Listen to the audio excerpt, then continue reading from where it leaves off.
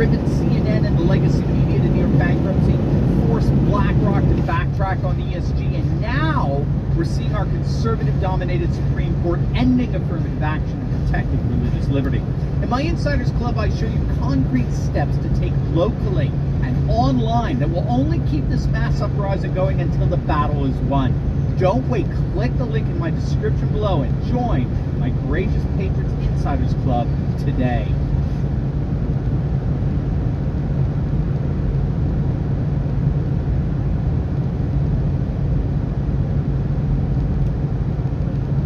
The key mistake forever that they can do whatever they want when they have it. And that is a lie that they tell themselves. If you have power and you misuse that power, they'll get you. Every single time. What are the crimes that are punished? Thought crimes. Thinking the wrong thing, having the wrong beliefs, saying unapproved words. And those words are always true. They are always true.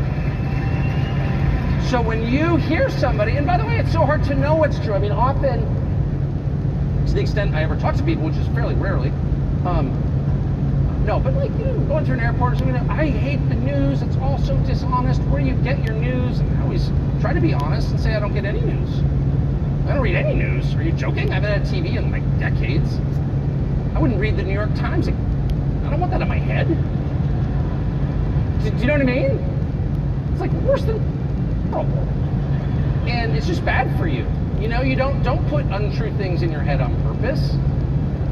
So how do you know what's true? Well, that's a great question. And in fact, it's like the only question really in life. And the honest answer is you can't really know because you're not God. So I think it's super important to approach everything with the requisite humility, acknowledging that these things are very complicated and you can't really know. And at some point, probably the second you will know. And that's definitely the upside of life. But in this life, you can't, and you're never going to, and you're a lunatic if you think you can imagine the future or divine the precise truth about anything. Because you can't. And by the way, anyone who thinks he can is likely to become Mussolini. Like, that's a bad path. If you wake up in the morning and think, I'm the only person who possesses the truth, you are clinically insane. So, seek help. But within the bounds of our abilities as people, you can get pointed in the direction. Where's the North Star? You can get there. And how do you know? And it's really simple. Who are the thought criminals and what are they saying? What are they saying? They're saying crazy things like the water's turning the frogs gay. What a crazy person. Let's make him pay $1 billion. Water's actually turning the frogs gay, that's true. Turns out. Years later they tell us. Turns out it's true. Yeah, it's actually true. I'm not endorsing any specific person's theories about anything. But I am telling you that the people who censor your words and thoughts this is one thing I'll say about them, they have a very precise and well-calibrated sense of what's important. They know. These are not frivolous people. They can smell like your dog can smell. Like your parents can smell in high school if you smoked a Marlboro. They know what's important. They don't waste any time in the unimportant stuff. And so I would honestly say a lot of the debates we have, and certainly a lot of the ones that I've engaged in, probably diversions from the things that really matter, honestly. And that may account for why every time I was out of the country last week and I came back and I've got a duty to be up on the news, read all these texts, and like everything I read is like a new height of insanity. I'm like, that is the Mount Everest of lunacy. You can't get any crazier than that at all. Breastfeeding men or whatever. You know, we're gonna give back Nebraska to an Indian tribe that no longer exists. We're not doing that, by the way. Omaha's safe. But I'm just saying, every one of these stories enraged me. And of course, that was probably the point. I don't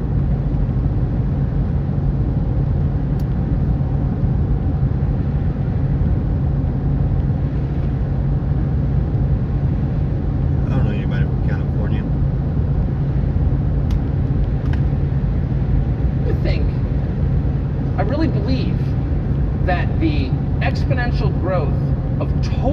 irrational claims by the other side, things that no sane person could, beginning with men can give birth, but there are a million of them, that these claims are actually designed to take people like me and send us off into a screaming fit so we don't notice that actually they're looting the country. I think that. I don't think there is a single member of Congress, except like maybe the dumbest, maybe Ocasio-Cortez or something, but the normal ones, or semi-normal ones, grading on a curve.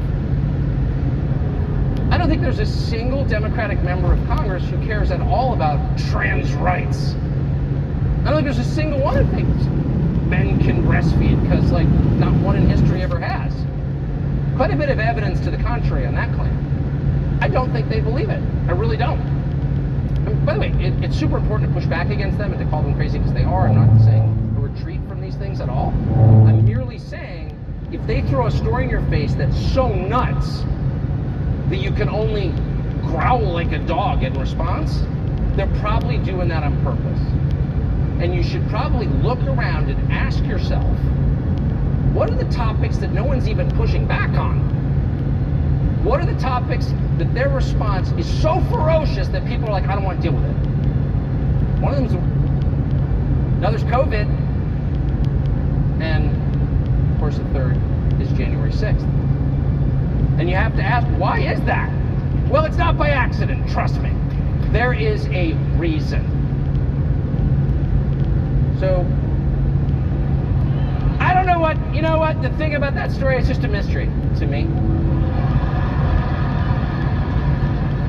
No one was more shocked than I was. Are you serious? In the Biden White House, somebody left an 8-ball in a public, I said to my wife, it's just not in character, you know? I just don't believe it. It's clearly a setup. I went right back to Marion Barry and I was like, somebody set you up. I'm serious.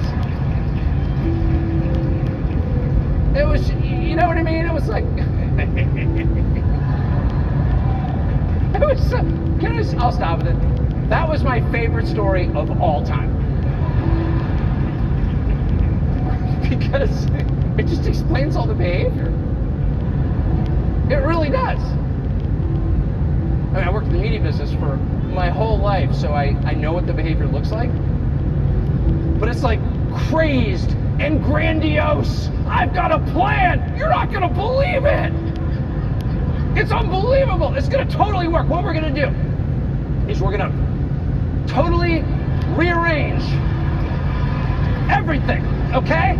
We've been doing things a certain way for a long time, okay? And it's worked. But I've got a better plan.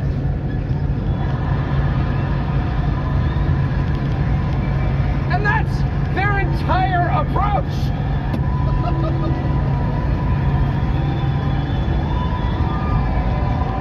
So if I can just give you one piece of advice, after 27 years in the television business, don't trust a man with numb gums. Abuse of power is always awful. Any kind of power. Our financial power, any kind of power, it's also really common. People abuse their power by definition. That's just a function of human nature. So I don't think it's surprising.